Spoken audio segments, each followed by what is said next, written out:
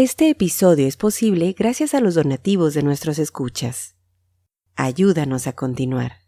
Gracias. Esto es el podcast de Historiografía Mexicana. Un espacio para la lectura en voz alta, para los libros de Historia de México. Conduce Pedro César Beas.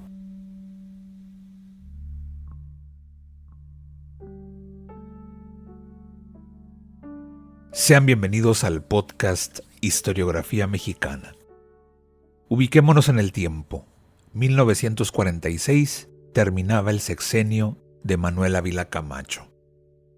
Un sector de la sociedad celebraba, y no era para menos, que por primera vez desde la Revolución, la presidencia pasaría a manos de un civil, un hombre formado en la universidad y no en el cuartel, Miguel Alemán.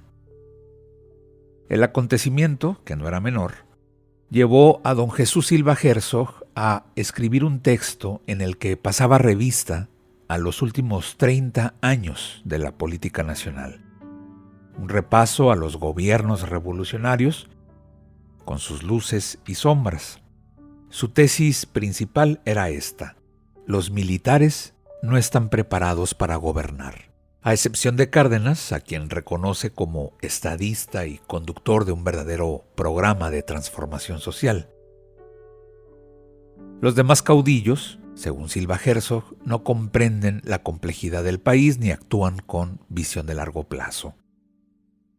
Don Jesús no escribe desde la oposición ni desde la comodidad del archivo. Es un testigo comprometido, es parte del proceso, y habrá que reconocérselo, es también un observador lúcido. Su crítica no es a la revolución en sí, sino a la forma en que se ha administrado el poder, con autoritarismo, sin legalidad, sin ideología clara y muchas veces con desprecio por el bienestar colectivo. Denuncia el enriquecimiento de funcionarios y el olvido de los principios sociales que justificaron el movimiento armado. Algo muy parecido a lo que había escrito en esos mismos años don Daniel Cosío Villegas, el texto La crisis de México, el cual ya le dimos lectura en este programa, en este podcast Historiografía Mexicana. La mirada de don Jesús, habrá que decirlo también, no es del todo pesimista y abriga una esperanza: que la salida de los militares del mando trace un mejor camino, que el poder deje de ser un instrumento personal para convertirse por fin en un proyecto de nación. Habrá que recordar que son los tiempos en los que el PRI se asumía como un partido progresista y en los que a todo aquel que cuestionara los logros de la revolución o al partido en el poder se le tachaba de reaccionario. Frases, estilos de gobernar que no se han ido del todo. Soy Pedro César Beas. Sean bienvenidos al podcast Historiografía Mexicana.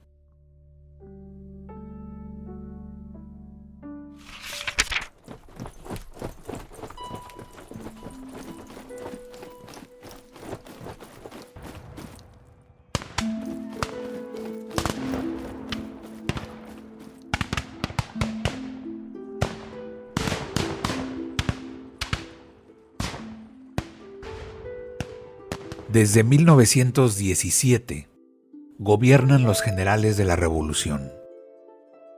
En ocasiones bien y a veces mal, con frecuencia bastante mal, especialmente en las provincias.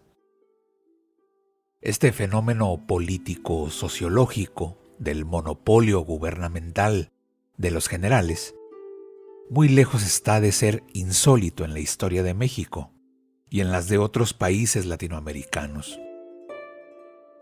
Con leves interrupciones, así ha sido durante 125 años de vida independiente. En México, parece que las cosas comienzan a cambiar. Ahora nos ufanamos de tener un presidente civil. Los militares son los menos capacitados para funciones de gobierno.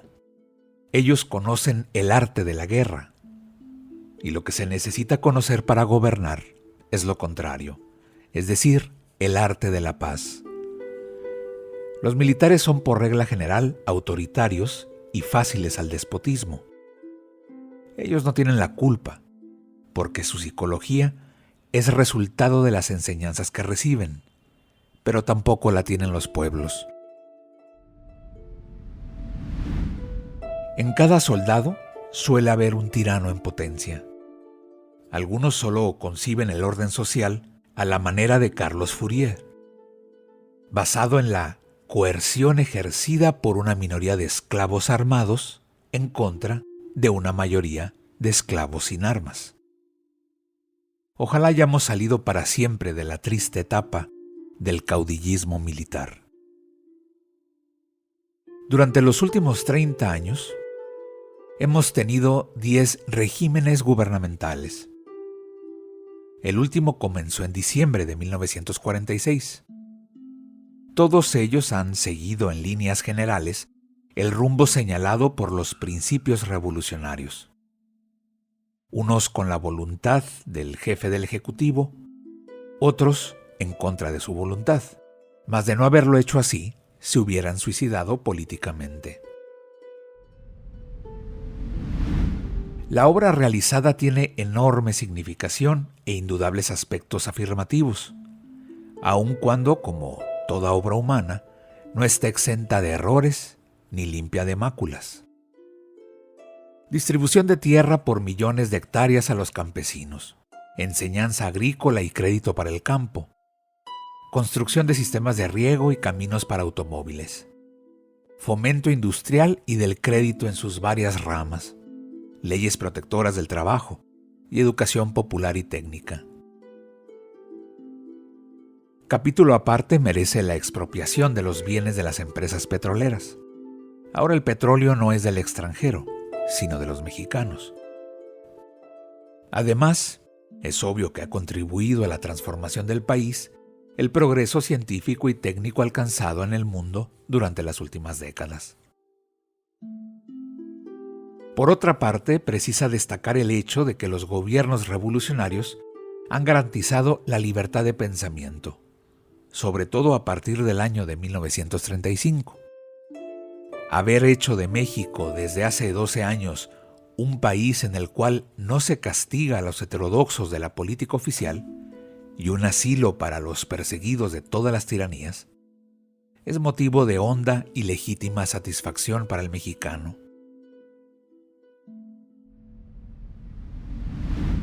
Las fallas han sido la subordinación de la técnica a la política en todos los sectores, la falta de educación política de la clase trabajadora que ha luchado tan solo por la conquista de metas inmediatas, el menosprecio por la educación universitaria y las manifestaciones de la cultura. Por último, la falta de honradez administrativa.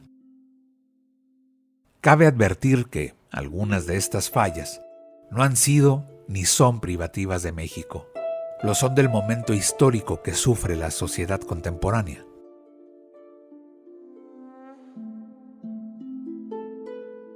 El hombre de nuestros días vive angustiado, vive en una crisis de hondura abismal. A todas horas y en todas partes le salpican el rostro las olas de cieno que crecen y multiplican la maldad y la desilusión. El hombre no sabe a dónde dirigir sus pasos, porque mira siempre hacia abajo, buscando las viejas veredas borradas por la metralla. Se empeña en ignorar que su salvación no está en el pasado ni en el presente, sino en el futuro. Su salvación está en mirar siempre hacia adelante y a lo alto para descubrir horizontes y el secreto de algunas constelaciones. Y México no podía escapar a esa crisis. Nadie ha escapado y nadie escapará. Y se dijo otra vez, crisis moral y crisis ideológica. Hace falta limpieza en la conducta y claridad en el pensamiento. El hombre nunca ha sabido lo que es, de dónde viene y a dónde va.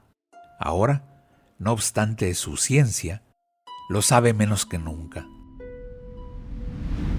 En los gobiernos revolucionarios pueden listarse nombres de funcionarios de ejemplar probidad. De muchos no puede decirse lo mismo. Han sido los logreros de la revolución. Hay algunos que, después de haberse enriquecido en el gobierno o en negocios con el gobierno por medios turbios y malas artes, son ahora hombres honrados y socialmente respetables y hasta filántropos. Es probable que hayan pensado y piensen que los ricos tienen la obligación de ser honrados y los pobres no. Es posible que la gratitud pública los inmortalice por sus buenas obras y sus nombres se lean en las calles de las ciudades, al frente de alguna escuela o de algún hospital.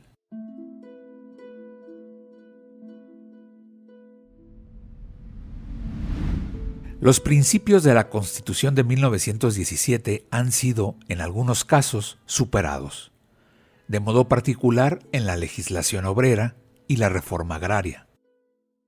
La explicación se encuentra, generalmente, en necesidades políticas del momento y en exigencias económicas inaplazables.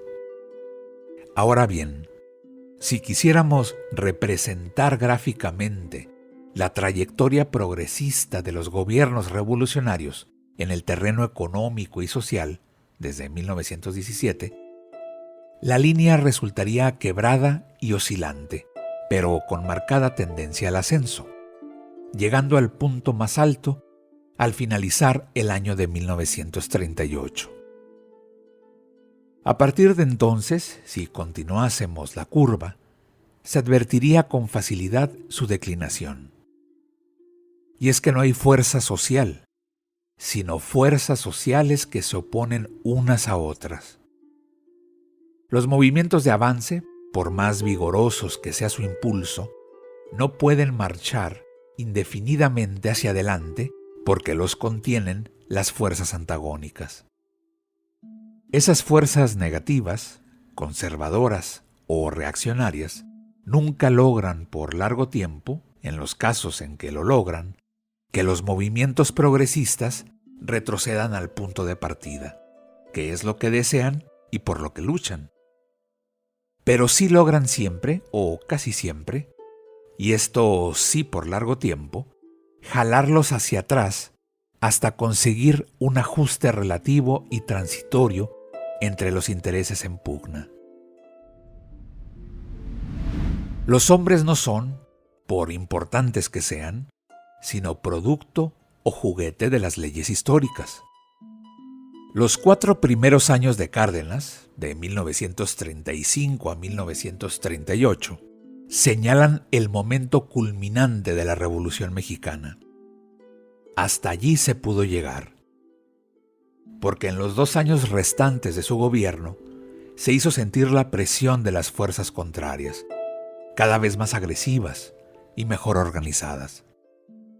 Él, Cárdenas, quizá sin darse cabal cuenta de ello, tuvo que ceder una pequeña faja de territorio ganado, y así ha sido en los gobiernos posteriores.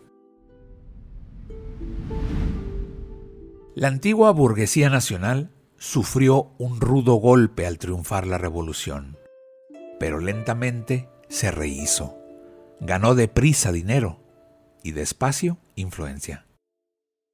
En pocos años recobró lo perdido. No es eso todo. Una burguesía nueva se le unió para formar una sola clase social. Los nuevos elementos se fueron desgajando de las filas de la revolución.